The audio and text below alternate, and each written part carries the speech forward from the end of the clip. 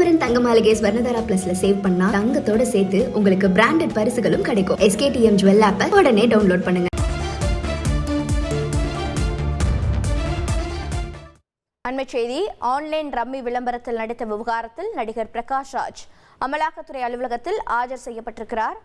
ஆஜராக இருக்கிறார். அண்மை செய்தியாக பார்த்து வருகிறோம். மேலும் விவரங்களை செய்தியாளர் ராஜா வழங்கிட கேட்கலாம். ராஜா வணக்கம். நடிகர் பிரகாஷ் ராஜ் எப்போது ஆஜரானார்? அவரிடம் என்ன விசாரணை மேற்கொள்ளப்பட்டு வருகிறது?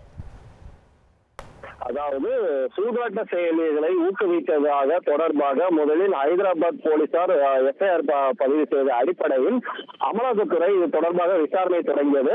முதற்கட்டமாக 25க்கும் மேற்பட்டவர்கள், அதாவது நடிகர் விஜய் தேவர்கொண்டா, ராணா, மஞ்சுலட்சுமி, பிரகாஷ் ராஜ், நிதி அகர்வால், அனன்யா, பிரணிதா, தொகுப்பாளர் ஸ்ரீமுகி, அதுபோக யூடியூப் இன்ஃபுளுசர் என ஒரு 25க்கும் மேற்பட்டவர்கள் மீது அமலாக்கத்துறையினர் வழக்கு பதிவு செய்திருந்தனர். ஜூலை 10ஆம் தேதி இது தொடர்பாக அவர்களுக்கு சம்மன் அனுப்பப்பட்டிருக்கிறது. சம்மன் அடிப்படையில் பிரகாஷ் ராஜ் ஹைதராபாத்தில் அமலாக்கத்துறை அலுவலகத்தில் சற்று முன்பு ஆஜராகி இருக்கிறார்.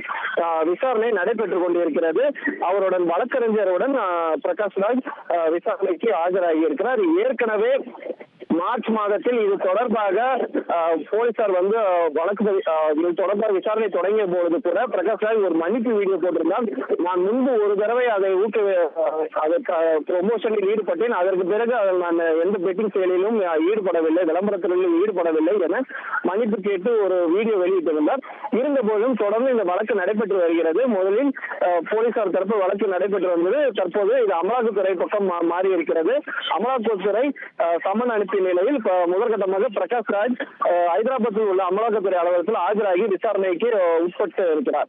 ஸ்ரீகுமரன் தங்க மாளிகை ஸ்வர்ணதாரா பிளஸ்ல சேவ் பண்ணா தங்கத்தோட சேர்த்து உங்களுக்கு பிராண்டட் பரிசுகளும் கிடைக்கும். SKTM ஜுவல் ஆப்பை உடனே டவுன்லோட் பண்ணுங்க.